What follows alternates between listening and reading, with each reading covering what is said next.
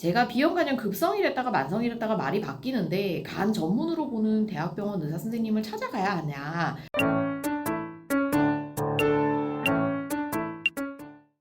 여러분 안녕하세요. 드디어 2023년 토끼 해가 시작되었습니다. 새해 복 많이 받으세요.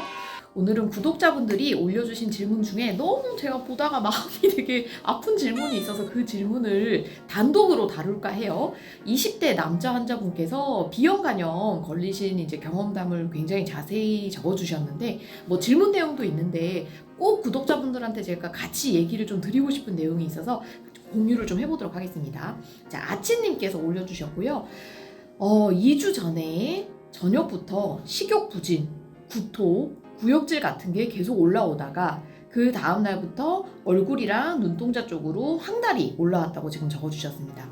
여러분 생각보다 이게 급성 간염이 첫 증상이 위장관 증상으로 발생할 때가 되게 많아요. 그래서 제 환자분들도 이제 얘기 들어보면은 기운이 없었다, 토할 것 같았다, 막 계속 속이 울렁거렸다 이런 얘기를 많이 하시거든요. 그래서 그런 위장관 증상이 나타나고 대략 한 3, 4일이나 일주일 안쪽으로 이제 황달이 뭔가 오기 시작하고 소변 색깔이 빨개질 수 있다고 제가 전에 얘기 드렸죠. 이제 그런 게 오면 뭔가 간이 급성 간염이 생긴 거 아닌지를 의심을 좀 해봐야 됩니다.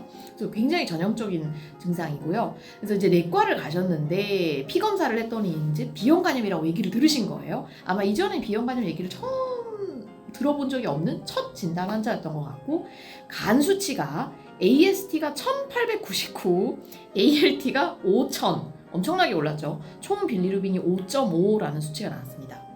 여러분 AST, ALT는요 우리가 보통 40 미만이 정상이고 급성간염입니다 라고 얘기를 하면 보통 200 이상을 급성간염이라고 하고 1000 이상이면 이제 뭐 전격성 감염이라고 굉장히 심한 급성간염인 거예요. 근데 이분은 수치가 얼마? 5000이면 굉장히 심한 급성간염이 왔다고 일단 생각을 해야 되고, 거기다가 빌리루빈 수치가 원래 1보다 낮아야 되는데 5.5면 정상의 5배 이상인 거잖아요.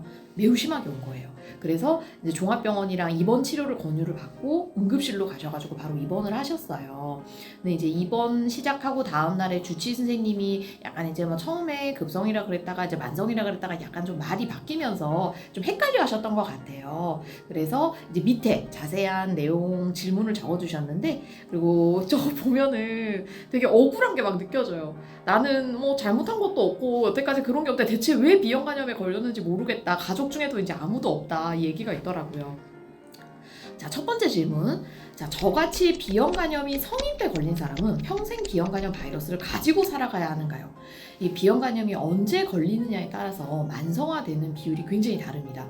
보통 우리가 이제 수직 감염, 어머니한테 받게 되는 거는 태어날 때 걸리는 걸 얘기를 하는데, 그런 수직 감염의 경우에는 약 90% 이상이 만성으로 가게 돼요. 그러니까 한 번 걸리면 거의 평생 갖게 될 가능성이 높고요. 조금 고무적인 소식은 성인 때 걸리면, 즉 이제 19살이나 20살 넘어서 정말로 새롭게 비형 간염이 걸리게 되면 그분들은 만성화될 확률이 2에서 6%밖에 안 됩니다. 즉 나머지 한 90%의 환자들은 자기의 면역 체계가 비형 간염을 몸 안에서 싹 없애게 돼요. 그래서 우리 아치님이 사실은 이제 어렸을 때 걸렸을지 성인 때 걸렸을지는 모르겠지만 이제 나중에 아마 경과를 보고 우리가 좀 유추를 할 수 있겠죠. 두 번째, 제가 비형 간염 급성이랬다가 만성이랬다가 말이 바뀌는데 간 전문으로 보는 대학병원 의사 선생님을 찾아가야 하냐. 현재 우리 선생님의 전공에는 내시경이랑 그 다음에 췌장염, 당관암 등이 적혀 있는데 간에 대해서는 적혀 있지 않다라고 얘기를 합니다. 아셔야 되는 게, 우리 보통 간은 소화기 내과 의사들이 다 진료를 합니다. 그러니까 지금 진료 보시는 선생님도 여기 이제 분야를 보시면 뭐 내시경, 그 다음에 담관 이런 소화기 내과를 전문하시는 선생님이어서 충분히 간 쪽은 진료를 하시는 분이에요. 다만 이제 우리가 세부 전공이라고 얘기를 하는데, 소화기 내과에서 특히 대학병원급이 되면 세부 전공을 나누게 돼서 뭐 상부위장관, 하부위장관, 간, 그 다음에 뭐 췌장, 담관 이런 식으로 나누게 되거든요. 그래서 대학병원급에서는 간 전문의가 있게 되는 거고요. 그래서 선생님을 뭐 이것 때문에 바꾸실 필요는 없을 것 같아요. 그 다음에 두 번째, 선생님이 왜 급성이라 그랬다 만성이라 그랬다 말이 바뀌냐. 이거는 사실 아마 저라도 조금 그럴 수 있을 것 같은데, 우리가 만성 비형 간염의 정의가 정확히 어떻게 되냐면요, 6개월 이상 비형 간염에 S항원이 계속 6개월 이상 양성이면 이분은 만성 비형 간염이다 라고 얘기를 합니다. 근데 우리 아치님이 사실 예전에 피검사를 했던 게가 있을지 없을지 모르겠어요. 근데 만약에 6개월 안에 피검사를 했던 게 있고 그때 그 표면 항원이 음성이었다면 아치님은 이번에 급성이 진짜 맞는 거고요. 근데 만약 이전에 피검사 결과가 없다면 사실은 정확하게 예전부터 B형 간염이 있었는지 없었는지는 모르는 거예요. 다만 이제 그런 케이스는 있어요. 우리가 만성 B형 간염의 급성 악화라는 표현이 있습니다. 즉 원래 만성 B형 간염이 걸려 있던 분들이 재활성화라 그래가지고 갑자기 B형 간염 증식하는 경우도 있어요. 그러니까 그 경우는 급성과 만성이 섞여 있는 거예요. 그리고 사실 저도 아마 확률적으로는 아치님이 검사를 안 해서 모르고 있었을 뿐이지 아마 예전부터 B형 간염이 있었을 가능성이 조금 더 높지 않을까 생각합니다. 그러니까 만성 B형 간염이 기저에 있던 상태에서 그게 급성 악화가 된 형태이기 때문에 선생님이 표현이 조금 이렇게 섞어서 된 거지 이거 급성인데 만성이라고 얘기했네? 이 선생님 잘못됐네? 그렇게 보기는 좀 어려운 거예요. 왜냐면 예전부터 이 선생님한테 진료를 받던 게 아니고 아치님의 뭐 태어나서 모든 혈액 검사가 아직은 없잖아요. 그러니까 선생님도 판단하기가 좀 어려운 면이 있죠. 자, 세 번째, 친구 아버님이 고등학생 때 B형 간염이 발견이 됐는데 운동하고 식단을 관리를 해도 지금 간경화가 왔다. 그럼 이렇게 관리하는 분도 간경화가 걸리는데 간경화 간암이 얼마나 확률로 걸리는지, 자, 이거는 제가 자료 사진으로 좀 얘기를 드릴게요. 여러분 B형 간염이 제가 막 검사를 주기적으로 받으라고 계속 잔소리를 하는 이유가 B형 간염이 치료를 잘 해도 이런 간경화라든지 간암이 생길 확률이 높아서 그렇습니다. 계속 비유 들어서 죄송한데 우리 담배 피면은 폐암이 17배 생긴다고 하잖아요. B형 간염이 있으면 간암이 100배가 증가를 합니다. 그래서 실제로 B형 간염 자연경과 여기 한번 그래프를 봐주시면요. B형 간염이 있는 분들은 간경변증의 발생률이 5년 후에는 9%, 10년 후에는 23%, 15년 후에는 36%, 20년 후에는 48%. 즉 B형 간염이 있는 분들은 20년이 넘으면 간경화가 생길 가능성이 반입니다. 50%. 그럼 항바이러스제 B형 간염 약을 먹으면 이 50%를 제로로 할 수 있냐? 안타깝게 매우 낮춰주기는 하는데 제로까지는 잘 안 가는 경우도 있어요. 그러니까 항바이러스를 드셔도 굉장히 비율은 낮습니다만 우리가 간경화를 가는 경우가 있기 때문에 항상 주기적 검사를 해야 되고요. 다음, 간암 발생률을 볼게요. 만성 B형 간염이 걸린 환자들이 5년 동안 간암 걸릴 확률이 2.7%, 10년 동안은 11%, 15년 후는 25%, 20년 후에는 35%. 즉 만성 B형 간염 환자들은 20년 동안 간암에 걸릴 확률이 3분의 1에 해당합니다. 그래서 항바이러스를 먹어도 마찬가지로 이 3분의 1이 굉장히 줄긴 하겠지만 0까지는 가지 않기 때문에 주기적인 검사라든지 이런 걸 잘 해야 돼요.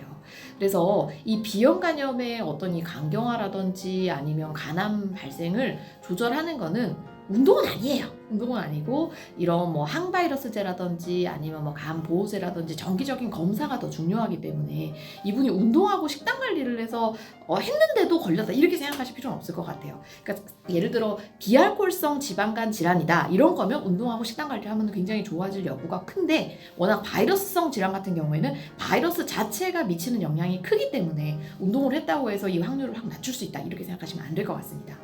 자, 네 번째, 제가 만약 최근에 B형 간염 바이러스에 걸린 게 아니라 그 전부터 있었다가 최근 들어 간 수치가 올라가면서 안 좋아진 거라면 만성이고 그 전부터 바이러스가 있다는 걸로 알고 있어야 하는 건가요? 추적해서 언제부터 있었는지는 알 수 없는 건가요?